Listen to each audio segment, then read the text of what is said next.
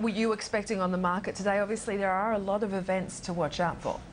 Friday, all week we've seen quite low volumes going through, and we're expecting to see the same today, and that is because of the event risk in the next 7 days. If we have a look at the three key events that investors will be looking out for, it is T-minus 3 days towards that Greek election on Sunday, so that's going to be a key risk for the markets. And then on Monday and Tuesday we see the G20 meeting, so that's going to be watched for perhaps a coordinated policy response.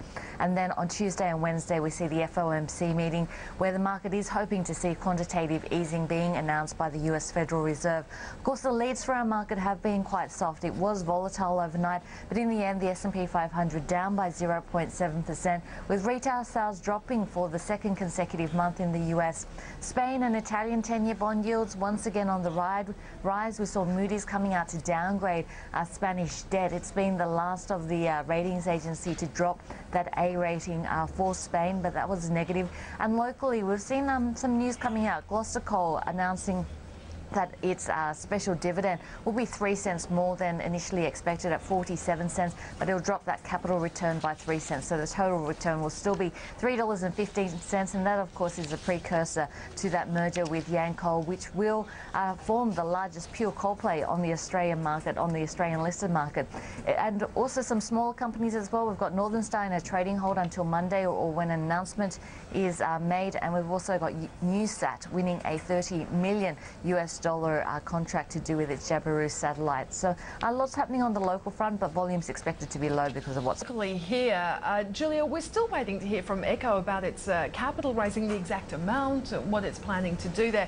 Obviously, lots of reports in the newspapers. What do you think we'll see?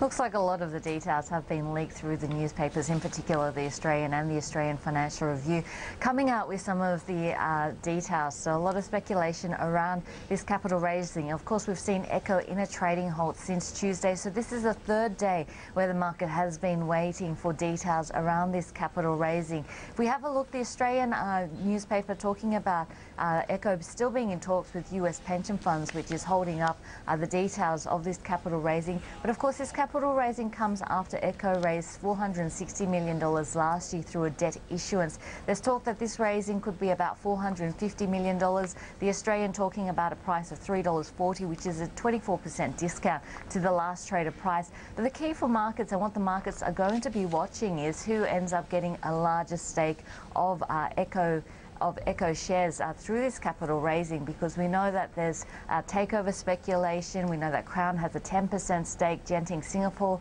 is also interested, and Macquarie has also shown up on the registers with a 5.1% stake this week as well. So the takeover talk is going to help Echo shares when it does come back online. Usually after a discounted capital raising, we see quite a significant fall, but that takeover speculation is likely to put a floor on the fall in the shares when it comes back online after that capital raising.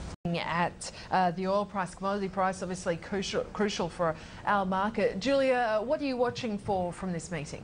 Friday, it's setting up to be a very interesting OPEC meeting today in Vienna. Usually when we see the oil price fall, what we see is a cut in production. There's been a 10-year record of that, but of course we've got Saudi Arabia calling for a rise in production. If we have a look at oil prices, they've been under a lot of pressure. I mean, the oil price has been down 22% over the last 3 months, and over just the last month we've seen a fall of 12%.